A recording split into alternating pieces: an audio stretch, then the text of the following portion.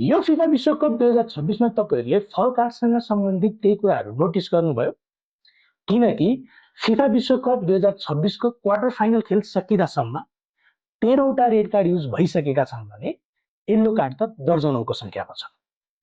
आजको भिडियोमा हामी फुटबल इतिहासमा र फिफामा कसरी फल कार्डको प्रयोग हुन गयो, किन हुन गयो, कहिलेदेखि हुन गयो र रेड र येलो कार्ड नै किन प्रयोग गरियो भन्ने बारेमा कुरा गर्नेछौँ। भिडियो छोटो मिठो हुनेवाला छ, अन्तिमसम्म हेरेर साथ दिनु। अहिले फिफा विश्वकप 2026 को माहौल तात्दै गइरहेको छ किनकि अब हुने खेलहरू भनेका सेमी फाइनलका खेलहरू। सेमी फाइनलसम्म नकआउट हुँदै 4 वटा टिमहरू आइपुगेका छन् र ती 4 वटै टिमहरू फिफा विश्व वरियताका शीर्ष 4 टिमहरू। ती 4 टिमहरू हुन् फ्रान्स, अर्जेन्टिना, स्पेन र इङ्ल्यान्ड। यो वर्षको फिफा विश्वकप 2026 को सेमी फाइनलको खेलमा पनि यी 4 वटै टोलीहरू बीच भिडन्त हुँदैछ। सेमी फाइनलको पहिलो खेल नेपाली समय अनुसार जुलाई 15 तारिकको दिन बिहान 12:45 मा फ्रान्स भर्सेस स्पेनको हुँदैछ। यो खेलबाट जसले जित निकाल्नेछ त्यो टिम फिफा विश्वकप 2026 को फाइनलमा पुग्ने पहिलो टिम हुनेछ। त्यस्तै सेमी फाइनलको दोस्रो खेल नेपाली समय अनुसार जुलाई 16 तारिकको बिहान 12:45 बजे अर्जेन्टिना भर्सेस इङ्ल्यान्ड बीच हुँदैछ।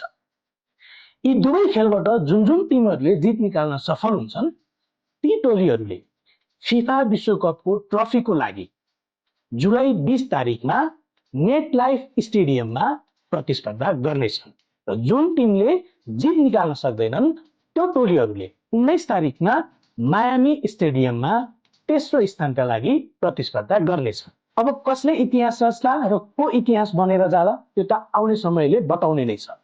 तर फिफा विश्वकप 2026 केही कुराहरूले रोचक बन्यो, जस्तो कि भिआर रेफ्रीको अत्याधिक प्रयोग, जसको कारणले गर्दाखेरि केही खेलहरूको नतिजा नै पल्टिएको छ। बलभित्र अफसाइड सेन्सरको प्रयोग, जसले गर्दाखेरि अफसाइड अझै प्रिसाइज भएर जाँच गरिन्छ र कमजोर ठानिएका टोलीहरूको उत्कृष्ट प्रदर्शन, जस्तो कि काबो भर्डेले ग्रुप स्टेजमा ठुलोटा खेलहरू र नकआउट चरणमा पुगेर अर्जेन्टिनासँग खेलिएको खेल।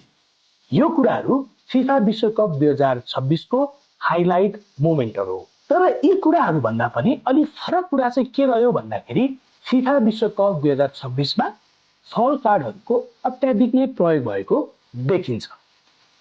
फिफा विश्वकप 2026 को क्वार्टर फाइनलको खेलसम्म आइपुग्दाखेरि रेड कार्ड मात्रै 13 वटा प्रयोग गरिएको छ।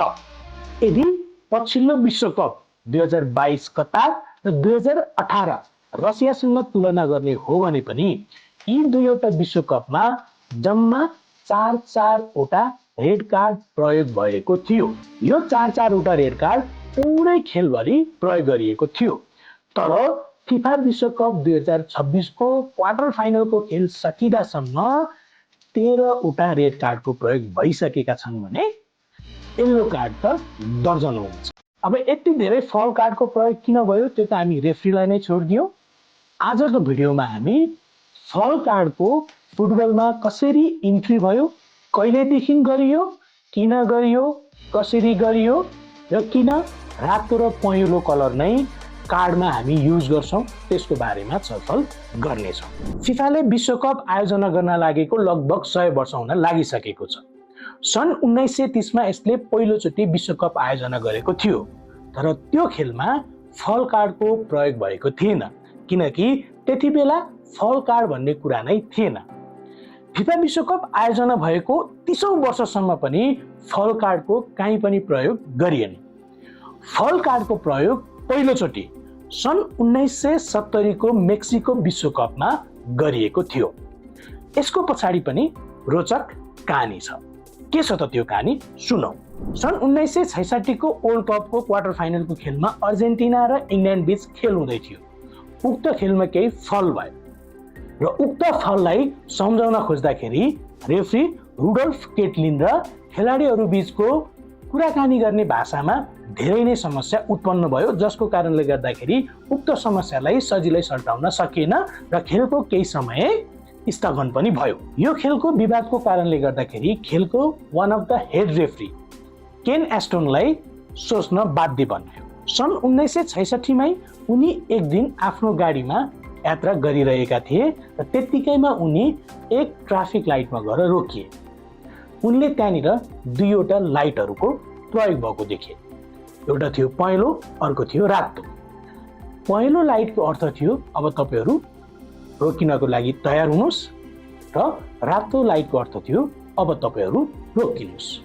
उनले यही ट्राफिक लाइटबाट फल कार्डको आइडिया निकाले र उनले यो आइडियालाई फिफामा लगेर प्रस्ताव गरे र फिफाले उनको यो प्रस्तावलाई स्वीकार पनि गर्यो र सन् 1970 को विश्वकपको खेलमा पहिलोचोटि फल कार्डको प्रयोग भएको थियो, जहाँ येल्लो कार्डको अर्थ थियो खेलाडीहरूलाई चेतावनी दिने, अब तपाईहरूले संयम भएर खेल्नुपर्छ भन्ने, र रातो कार्डको अर्थ थियो तपाईहरूले सीमा नाग्नुभयो, अब तपाईहरूले यो खेल खेल्न पाउनुहुन्न, तपाईहरू यो खेलबाट आउट हुनुभयो।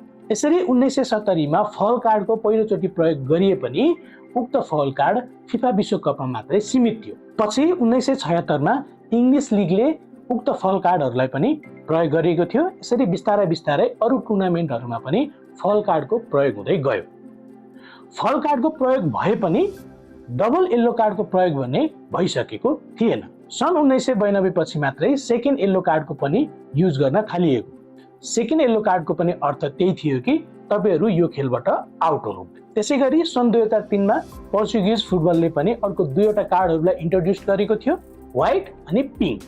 व्हाइट कार्डको अर्थ थियो मेडिकल टिमलाई इसारा र पिङ्क कार्डको अर्थ थियो कुनै पनि सिलेक्टेड प्लेयरको सब्स्टिट्युसन। यसरी आजको मोडर्न फुटबलले अझै पनि विभिन्न कलरको कार्डहरूमा एक्सपेरिमेन्ट गर्दै आइरहेको छ। सो यसरी सन् 1966 को क्वार्टर फाइनलको खेलमा उत्पन्न भएको विवादको कारणले फिफाको हेड रेफ्री केन एस्टनले फल कार्डको बारेमा सोच्न बाध्य भए र उनले फल कार्डको इन्भेन्ट गरे। तपाईहरूलाई यो फल कार्ड कहिलेदेखि प्रयोग गर्न थालिएको थियो, कसरी यसको प्रयोग गर्न थालियो, किन यसको प्रयोग गर्न थालियो भन्ने बारेमा थाहा थियो कि थिएन, तल कमेन्ट सेक्सनमा लेख्न नभुल्नुहोला। फिफा विश्वकप 2026 को माहौल तात्दैछ। तपाईहरू कुन टोलीको समर्थक हुनुहुन्छ? तपाईहरूले समर्थन गरेको टोली अझै सेमिफाइनलसम्म आइपुगेका छन् कि अरू नै म्याचहरूबाट नकआउट हुँदै गए? त्यो पनि कमेन्ट सेक्सनमा लेख्न नभुल्नुहोला र सेमिफाइनलबाट कुन कुन टिमहरू फाइनलमा जान सक्छन् त्यो पनि प्रेडिक्सन गर्न नछोड्नुहोला। तपाईहरूलाई आजको मेरो यो भिडियो कस्तो लाग्यो त्यसको पनि कमेन्टमा लेख्न नभुल्नुहोला। यदि तपाईहरूलाई भिडियो मन पर्यो भनेदेखि भिडियोलाई लाइक गरिदिनुहोस् र च्यानललाई पनि सब्स्क्राइब गरिदिनु होला। यति भन्दै आजको भिडियोबाट बिदा हुन्छु। नमस्ते।